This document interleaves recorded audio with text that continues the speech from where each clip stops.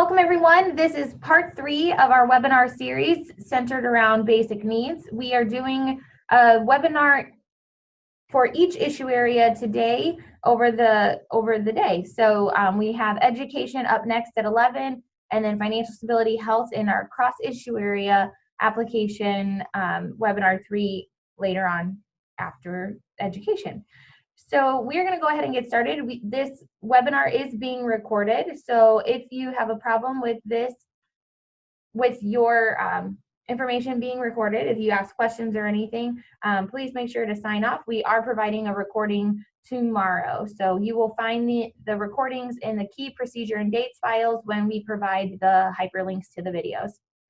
So to get started today, our primary focus is to do a deep dive of the issue area. We, as the webinar suggested, will review the sample application and narrative response checklist. But first, we want to do a bit of a deep dive into the hierarchy of language and priorities and strategies under the basic needs category. So when we talk about each of our issue areas, each issue area has a vision statement. This vision statement sets the course and guides our work for each of our issue areas under the Vision Council's purview. Then under the vision statement, we have priorities. In basic needs, there's only one priority, but under that priority, there are 2 strategies. So when we are talking about writing your application, you want to draw a thread from your program to the strategy it is aligning to the priority, and then back to the vision statement. If you're unable to draw that clean thread throughout that hierarchy, you are going to miss points on your application, and we'll show you where you can specifically find that information in a little bit. So basic needs. The vision statement for basic needs is supporting a safety net of food and shelter for our community's most vulnerable members. So if your program is helping to support a safety net of food and shelter for our community's most vulnerable members, then the first step of this application should be a breeze, because you'll be able to draw that correlation. So we're going to overview the investment priorities a little bit. But it's important to note that each of our issue areas has an estimated funding range, except for the cross issue area. And the reason why you see this and the cross issue area does not is cross issue area is brand new for our United Way, and our board did not want to assign a minimum or maximum dollar amount to the cross issue area applications. It is important to note that cross issue area applications, if being funded, will come off the top. So if United Way has $1 million to allocate and there's $200,000 of investment that the Vision Councils want to make, that will come off of the top. Then that remaining $800,000 will be divided based on the estimated funding ranges laid out in each of the strategic investment plans. They are not going to try and slice and dice the programs. It is just coming straight off the top, and then the rest is redistributed based on those estimated funding ranges. That does not mean that you should apply in their cross issue area. We will talk about how hard that is in our last webinar of the day with cross issue area. But at the same time, it is important to note just that will occur. They also will be having to balance out what is being invested through the cross issue area with what's being invested in our single issue areas. And our Vision Councils are very, very smart and intelligent. Their job and what they want to do is create the best investment portfolio for our community so we get the greatest return on investment. So the target population for basic needs, so you must be addressing a target population that you can define as Sangamon and Menard County residents, check 1, who are vulnerable and or are facing an emergent need or are in crisis. So that is the stipulations that you have to meet in defining who your target population is. So our priorities, we have 1 under basic needs. We have supporting emergency services vital to the basic needs, food and shelter. So our basic needs are defined as food and shelter of the most vulnerable members of our community. What ages apply? All ages apply, because anyone can be vulnerable at any time. And the portion of focus of how much money is going to this one priority is 100%, because there is only one. So as we develop our requests for applications and our strategic investment plans, sometimes vision councils will determine that there are certain criteria that they want to add on to help strengthen the work. And one of the things that, if you hear our campaign chair talk about it, at our community conversation in August, one of the things that kept getting perpetually brought up was mental health. Mental health affects every single one of our issue areas. And what we know is that many individuals who are really truly suffering from mental health problems can be chronically homeless and or are dealing with maybe food insecurities and other things. And so one of the things that the Vision Council wanted to do this year is have all programs start making a plan for how they are going to train their staff and volunteers on trauma-informed practices. If our basic needs programs are serving as a front line to some of our most vulnerable, we want to make sure that the training they have, the capacity they have of the staff and volunteers who are interacting with them are not going to inflict more trauma and instead are helping to create safe places for our community's most vulnerable. So this is not to say that your organization has to be doing this work already, but you do have to, in your application, define how you will begin making a plan and how you will begin to train your staff and volunteers. The important part is, as we note in our request for application, that there is a line item in the budget allowed for some of this money to be put towards that. So please be cognizant of that as you're wrestling with how this is going to affect your organization. We don't want to create any unfunded mandates, but at the same time, we do need to start seeing these plans in place. So let's break down our strategies. So again, we went over our priorities. So then your job as the provider is to then correlate your program to one of these strategies. So are you helping to provide emergency food? In emergency food, we provide a bit of a definition in the request for application, but this is that someone is in crisis and they need kind of immediate access to food. So you have your target population and you're providing immediate access to this food. When we talk about emergency shelter is defined very specifically by HUD. And so we use HUD's definition this is up to 90 days of emergency shelter. And the provisions, that is if you're providing food or laundry services or hygiene products on site for those who are served. We do list, so emergency shelter can be inclusive of, but not limited to, homelessness, safety from violence and disaster. Just if you have lost everything because you're fleeing a domestic violence situation, we want to have a safe place for you to go, and that way you can have your provisions and everything met within that shelter. So now we're going to hop over to our website, where you will find some of the most important documents that will help you throughout this process. So if you go to our homepage, and I will just go back to our homepage here, and I know we went over this in webinar 2 as well, this banner eventually will say request for applications. Here it is. So you can click on this, or you can go to news, and you'll see request for applications now live. Click read more, and then click here. This will take you to the page with all of the detail that you would want for any of our issue areas. So focusing on basic needs, we have our strategic investment plan. If you have not read the request for application, do that before considering applying for our funding. This gives you narrative context to why we are measuring what we're measuring and why we are trying to do what we are trying to do within this category.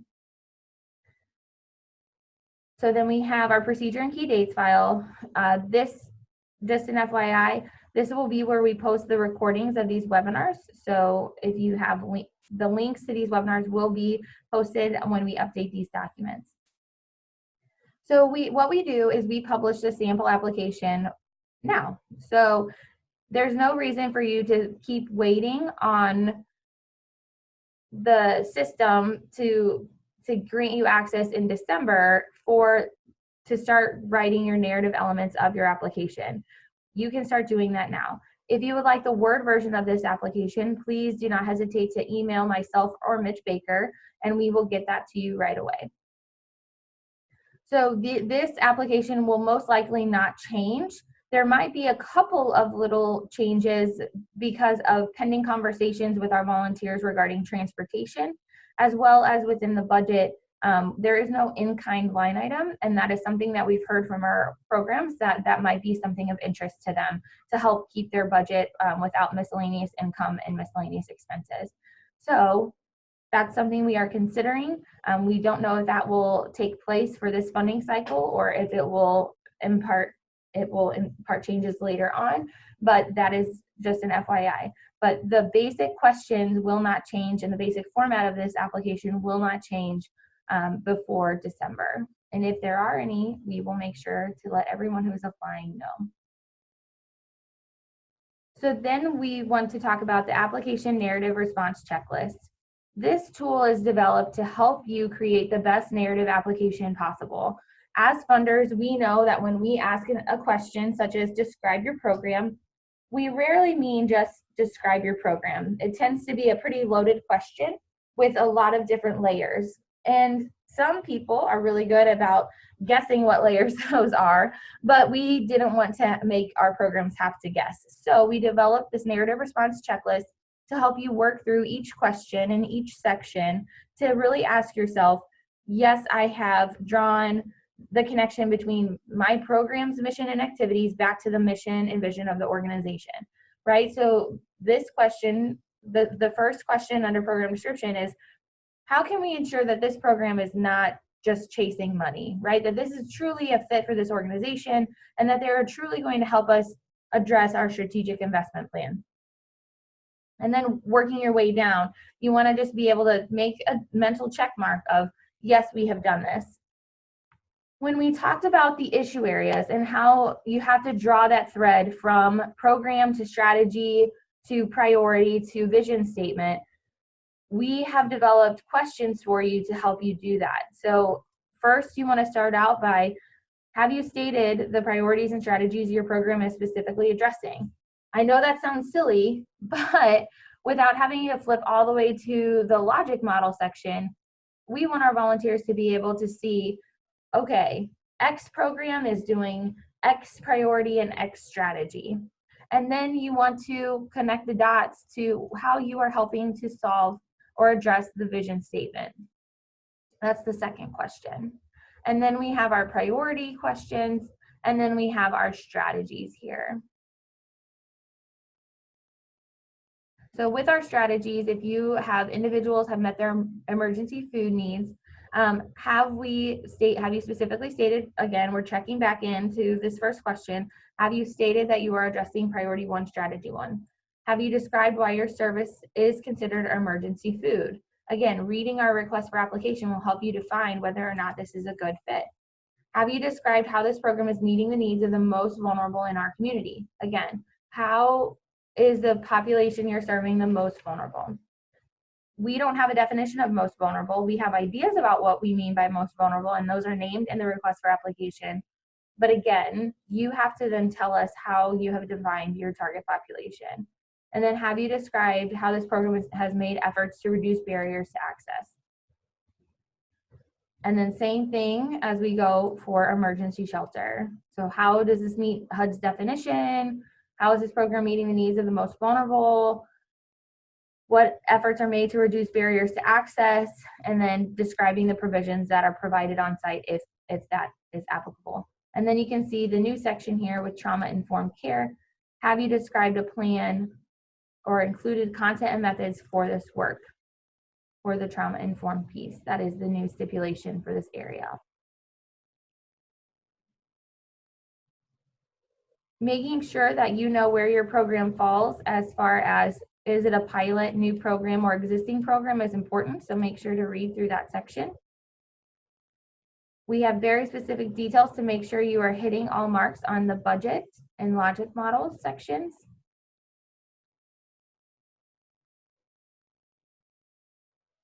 And last but certainly not least, we have a very specific definition of collaboration. So we want to make sure that if you are calling your program or you are naming collaborators within your project, we want to make sure that this is truly meeting our definition.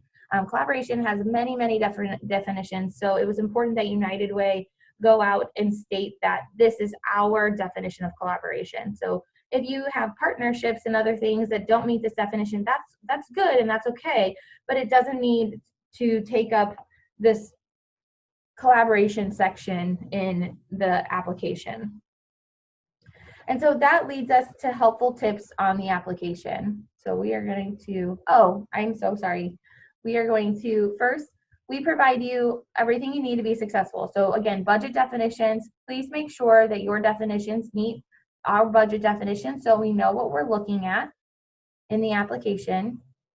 We have a demographic step-by-step completion guide, so there's no reason why you should not be completing this accurately. And then last but certainly not least, we have a scoring rubric. This is the rubric we give to our volunteers. It's important to note that our applications in each section are scored on a scale of 1 to 10, or 0 to 10 technically, with 5 being effective. So if your program application receives a 50% overall, that means the Vision Councils did see it as an effective program. This is a very competitive process, and so it just might be that there were other programs that had better methods in place than your program. It doesn't mean that you have a bad program, it just means that they had other opportunities for a greater return on investment. And with that said, there are certain sections that only allow up to a 5. For example, a budget. So as we have a 0 that's failed to answer, a 10 is national model with 5 being affected. You can't have a national model of a budget. A budget is a budget if it's a budget. But what we do have is certain criteria. So no miscellaneous expenses and income, and that all budget years are applicable and complete and adequate, and it makes sense to your program narrative. That is a 5. If you have some miscellaneous income or expenses, you might go down to a 4, but again, there's no way you can have a 6 or above for a budget. Now for the narratives, you absolutely can, but again, we go down to the client demographic report, and again, only 5, and same thing with the logic model measurement form, only a 5.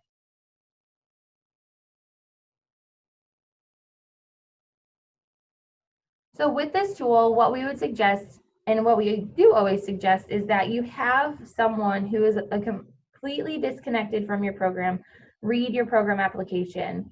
Give them the narrative response checklist, give them the scoring tool, allow them to score your application and or find holes in it. Because while our Vision Councils are experts in this area, they are not an expert in your program. And I do this with United Way all of the time. I know United Way pretty well, and so when I'm in conversation, sometimes I'm just filling in holes in my head versus actually stating the full content that a person listening to me might need. So that happens in writing all of the time as well. And so when you have someone who is outside of your program read your application, they are able to note, you've mentioned this activity several times, but you've never stated why it's important. And so having someone do that is very critical to your success. The other part of that is Mitch and I, and John as well, are making ourselves available every Thursday, starting this Thursday from 4 to 5 for grant labs. You can access us via phone, or you can access us by coming in person to United Way. We'll have the large conference room reserved with free Wi-Fi and coffee, and you can make sure to have a quiet space to work. We will be able to provide feedback on written elements of your application if you so choose. We will not tell you what to write, but we will be able to provide you prompting questions that can help deepen your ability to really showcase what you're trying to say, or even condense what you're trying to say. The application itself has 90,000 available characters. You should not need all 90,000 of those characters to answer the questions provided within this application. We do give you that much though, just so there is flexibility. However, 90,000 characters is 27 pages of narrative text. That does not include the formatting of the application itself. So what we want you to do is be very cognizant. And if you are running out of characters within a certain form, please come to one of the grant labs, or please contact Mitch and I, so that way we can help you in crafting that response and give you prompting questions to help, again, focus your attention on really the meat of what the Vision Council needs in order to score your application. Other helpful hints: please never leave a question unanswered. If it does not apply to your organization or your program, make sure that you are noting not applicable so the volunteers don't feel that you have just skipped over a question. Make sure that you do not copy and paste from one section to another. If something is very similar, then you can copy and paste, but then you need to reframe it to the question that's being asked. Because if we ask for a vision statement under program description and then we ask for a vision statement in the issue area section, those are two different ways of addressing that question. While you still use the same standard vision statement, you're connecting one to your program's activities and one to helping solve the issues that we are addressing in our strategic investment plan. So those need to be reframed separately. The other thing that we want you to not do is say, refer back to X question or X section for our volunteers. They are reading many, many applications. And so when programs do that, they tend to just not do it. And so then they're not getting the full scope of your programs because, again, these are super rich documents. And so having to flip back and forth is not fun for them. So we never want you to say refer to X. We want you to state the information within the question and say, for additional information, you can go, if it's a workflow chart or something, then you can point them to an attachment, but never back to a narrative section. So with that, that is all we have for our webinar today. I hope this was super helpful for you. If you have additional questions, always feel free to reach out. This recording will be made available tomorrow again through the key procedure and dates file, and I hope you all have a great rest of your day. Thank you.